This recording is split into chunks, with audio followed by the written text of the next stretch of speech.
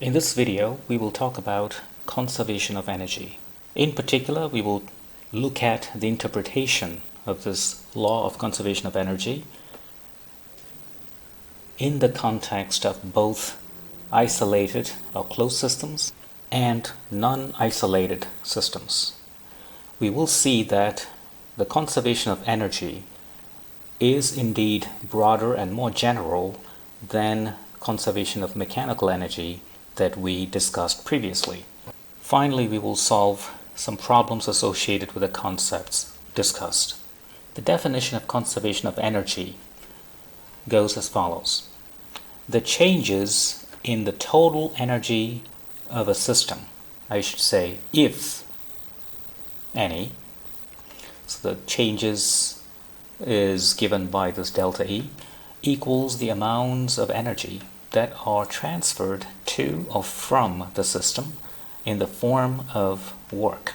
So mathematically we write work equals the change of the energy of the system.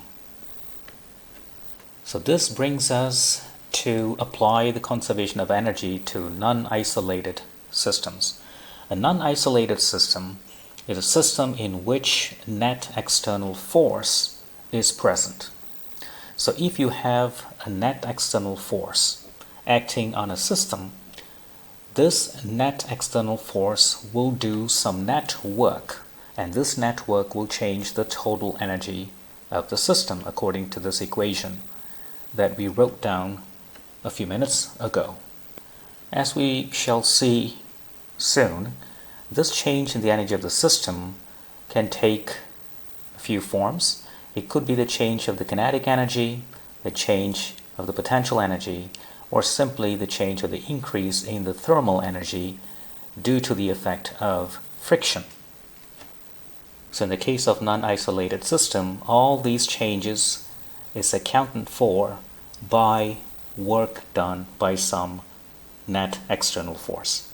To get an idea of how this works, let's look at the following system. So you have a mass M being acted upon by an external force, a net external force, F net. So initially the object is moving with a speed, VI meter per second, and because you have this action of an external force, the speed at a later time is VF meter per second. So let's assume that VF is greater than VI. Of course, the mass is being displaced in that process by a distance of x meters, and it has to face kinetic friction in its journey. Now obviously the first thing to note, because the speed is increasing, there must be a change in kinetic energy. The kinetic energy increases. Also, this mass faces kinetic friction, so there's friction between this block and the surface as it moves from the initial point to the final point. So this friction will generate heat and therefore thermal energy. So there will be an increase in the thermal energy as well. So what causes or what creates the increase in kinetic energy and increase in thermal energy? It must be the work done by this net external force. So the work by this net external force is written in a following manner. So when we equate this work that is being done by this net force to the change in the kinetic energy and the thermal energy, we are indeed expressing conservation of energy as being applied to this non-isolated system. It's as simple as that. So the right-hand side of this equation is indeed the change in the energy of the system that we referred to a few minutes earlier. Next, let's look at isolated system, or sometimes it's also known as closed system. An isolated system is a system in which there is no external force. Now that means there is no external work being done on an isolated system. So that means the initial total energy of the system must be the same as the final total energy of the system. In other words, the energy of the system does not change. So we write EI equals to EF, or delta E equals to 0 as above. One can note that this expression, it looks similar to the conservation of mechanical energy that we talked about in our previous videos. However, when we are discussing conservation of energy, this isolated system can and may include non-conservative force or forces. So conservation of energy is more general than conservation of mechanical energy, since it can be applied to both conservative and non-conservative systems. Let's look at the following isolated system. So what do you have here? You have a mass m, and it's initially moving with a speed of vi meter per second. The motion of this block is subjected to kinetic friction as it moves all the way to the final point, and at the final point the speed is vf, and vf is less than vi, and there is no external force acting on this mass. External force meaning an external pull or push on this mass m. So the system is a system that consists of block and floor only. So since there is no external work being done on the system, we know there should not be any changes in the energy of the system. So that means the energy at the initial point must be the same as the energy at the final point, initial point and final point. So what is the energy at the initial point? It's just the kinetic energy, half mvi squared. And at the final point, kinetic energy is half mvf squared plus an increase in the thermal energy, the final thermal energy. Moving this term to the right hand side, we see that half mvf squared minus half mvi squared, which is the change in kinetic energy plus the change in the thermal energy, equals to 0, which is none other than the statement right there. Let's look at an example. Problem 1. A block of mass 3 kg, that is this mass, slides head onto a spring with a spring constant of 350 Newton per meter, and it compresses the spring all the way up to here, and then it stops. And at that time, the spring has been compressed by 6 centimeters. So of course there is kinetic friction acting on this block. So there's kinetic friction there. And if the coefficient of kinetic friction between floor and block is 0.2, while the block is in contact with the spring and being brought to rest, which means from an initial point there to the final point there, calculate the work done by the spring. Let's do that first.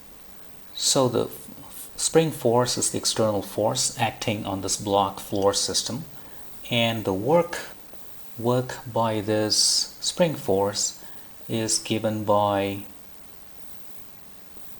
Hooke's law. So minus kx is the spring force dx, and it goes all the way from 0 to 0.06. So I'm converting the 6 cm to meter. And this integral can be solved. K is 350, so it's minus 350 x squared over 2, with the limit, upper limit is 6 centimeters, and lower limit is 0. And if you do this integral, you will see that you'll get 0.63 joules for the work done by the spring force. What about the change in the thermal energy of the block floor system? The change in the thermal energy is due to the work done by frictional force. So in this case, it's actually the magnitude of the work done by the kinetic friction. So the action of friction causes the generation of heat between the block and the floor, and that is the generation of thermal energy. So the magnitude of the work by friction is simply the frictional force, kinetic friction. So that is coefficient of kinetic friction times the normal force times the displacement, which is, let's put as x. So mu k is 0.2, that's right there. Normal force is the same as the weight, which is 3 times gravity, and x in meters is 0.06. That's the displacement the block is going through. And when you calculate that, you get 0.353 joules. So that will be the answer for part B. Now finally, part C. What is the block speed just before it reaches the spring? So that means right there. Since the work done by the spring force must account for the change in the kinetic energy plus the increase in the thermal energy, and the work done by the spring force is 0.63. Change in kinetic energy we don't know, and the increase in thermal energy is 0.353. We can indeed determine the change in the kinetic energy to be minus 0.983 joules. That is minus 0.63 minus 0.353. And since the change in kinetic energy is the final kinetic energy minus the initial kinetic energy, and final kinetic energy is here where the block is at rest, so that's going to be 0, and the initial kinetic energy is just half times the mass, which is 3 times vi squared, the speed here that we want to determine. So by equating these two numbers, you can solve for vi, which will give you vi as 0.81 meter per second. So that is the answer for part C. And that solves the problem. Problem 2. So this is a isolated system. So a 2 kg box right here is released from rest at point 1 on a track that is 1/4 of a circle with radius 1.5 meters. It slides down all the way and reaches point 2 with a speed of 5 meters per second. And then from 2 to point 3, it just slides a distance of 4 meters. And at point 3, it comes to rest. First, find the coefficient of kinetic friction between box and floor on the horizontal surface between points 2 and 3. So there is no external force, so it's an isolated system, so the change in the system's energy is 0. So let's look at point 2 and point 3. So this is the initial point and that's the final point. There are two terms to the left-hand side. One is the change in kinetic energy and the change in the thermal energy due to friction.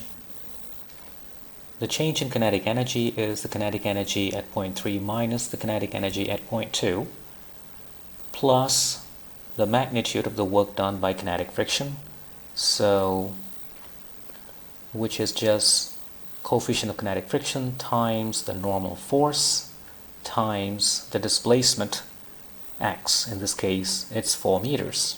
At point 3, the object stops, so there is no kinetic energy. The kinetic energy at point 2 is half times 2 times speed squared, 5 squared, so it's 25 joules.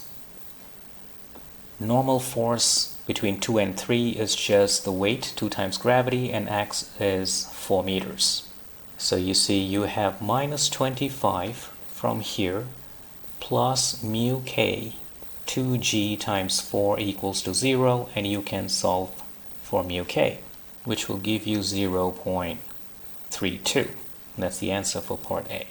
Now part B, work done by friction as the object moves from point 1 to point 2. So as before, there is no change in the energy of the system because it is an isolated system. And the change in the energy of the system is made up of 3 terms: potential energy change, kinetic energy change, and the generation of thermal energy. And they all will sum up to 0. Setting the potential energy to be 0 here, the change in potential energy is minus mass times gravity times the height, 1.5 meters.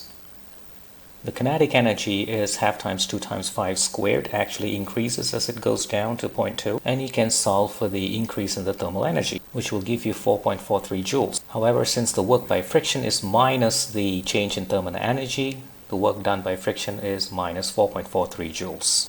and that solves the problem.